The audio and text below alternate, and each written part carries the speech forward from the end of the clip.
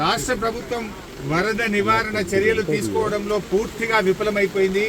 ముఖ్యంగా ఈరోజు ఈ ఫెయిల్యూర్ అంతా కూడా రాష్ట్ర ముఖ్యమంత్రిది, రాష్ట్ర ప్రభుత్వాన్ని. ఎంత బాధతో ఉన్నామంటే ఈరోజు ఇవాళ హవేలీ గన్పూర్ మండలంలో మరి ఇద్దరు యువకులు చనిపోవడం జరిగింది. వాళ్ళ పిల్లలు, ముఖ్యంగా ఇద్దరు పిల్లలు గురుకుల పాఠశాలలో చదువుతున్నారు. వర్షాల వల్ల గురుకుల పాఠశాల లీక్ అవుతా ఉంది, మీ పిల్లల్ని తీసుకుపోండి అని ప్రిన్సిపల్ ఫోన్ చేస్తే పిల్లల్ని మెదక్కు పోయి తీసుకొచ్చుకుందామని బయలుదేరి మరి ఆటోలో నడుపుతున్నటువంటి యాదగౌడు, ఆటోలో కూర్చున్న సత్యనారాయణ ఇద్దరు కూడా ఈ వరదలో ఆటో కొట్టుకుపోయి చనిపోవడం జరిగింది.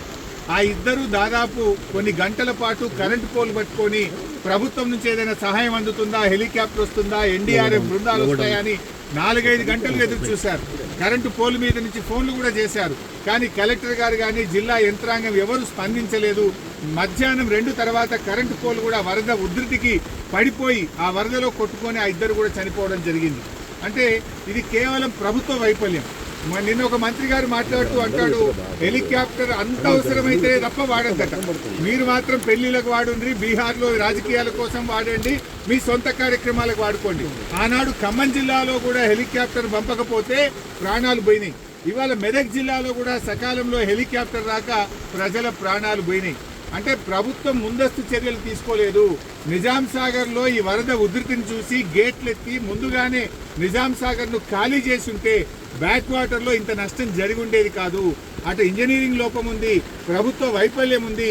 నిన్న ముఖ్యమంత్రి గారు ఇంత వరదలు వస్తుంటే వీడియో కాన్ఫరెన్స్ పెట్టి అత్యవసరంగా రివ్యూ చేయాల్సిన ముఖ్యమంత్రి ఆయన మూసీ సుందరీకరణ రివ్యూ చేస్తున్నాడు. ఇవాళ పొద్దున్న లేచి ఆటల పోటీల గురించి రివ్యూ చేస్తుంది. ఒక దిక్కు ప్రజల ప్రాణాలు పోతున్నాయి, తాగడానికి నీళ్లు లేవు. హవేలీ గన్పూర్లో నిన్నటి నుంచి కరెంటు లేక 7-8 గ్రామాల ప్రజలు మంచినీళ్లు లేక వర్షపు నీళ్లను ప్లేట్లలో, గ్లాసులలో పట్టుకొని తాగుతున్న పరిస్థితి ఉన్నది. ఇవాళ రేపు అంటు రోగాలు ప్రబలేటువంటి అవకాశం ఉంది.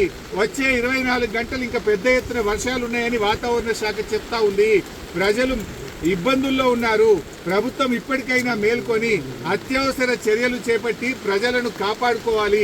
ప్రజలకు త్రాగునీరు అందించండి, ప్రజలకు అవసరమైన ఆహార పొట్లాలను పంపించండి, హెలికాప్టర్లను అందుబాటులో పెట్టండి. ఎందుకంటే బాగా తడిచి ఉన్నది, ఇప్పటికే నీటి ప్రవాహం ఉంది. ఇంకా వర్షం ఏమన్నా కొద్దిపాటి వర్షం ఎక్కువ పడ్డా కూడా మరి చెరువులు కానీ తెగేటువంటి ప్రమాదం ఉంటుంది. కనుక అన్ని జాగ్రత్తలు ప్రభుత్వం తీసుకోవాలని చెప్పి కోరుతా ఉన్నాం. ఏదైతే పంట నష్టం జరిగిందో ఒక్కొక్క రైతుకు ఎకరానికి 25,000 రూపాయల సహాయం అందించాలని కోరుతున్నాం.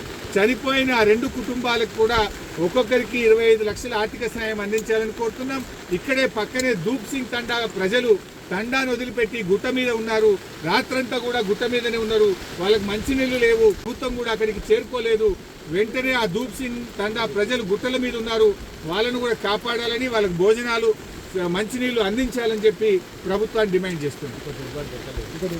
సో ఈరోజు నిన్న ఇద్దరు ఆ వరదలో కొట్టుకుపోయారు. అందులో బెస్త సత్యనారాయణ డెడ్ బాడీ ఇప్పటి వరకు దొరికింది. ఇంకా యాదగౌడు డెడ్ బాడీ ఇంతవరకు దొరకలేదు. ఎన్డీఆర్ఎఫ్ బృందాలను పంపించి వెంటనే యాదగౌడు యొక్క మృతదేహాన్ని మరి వెతికి కుటుంబ సభ్యులకు అందించాలని కూడా ప్రభుత్వాన్ని కోరుతుంది.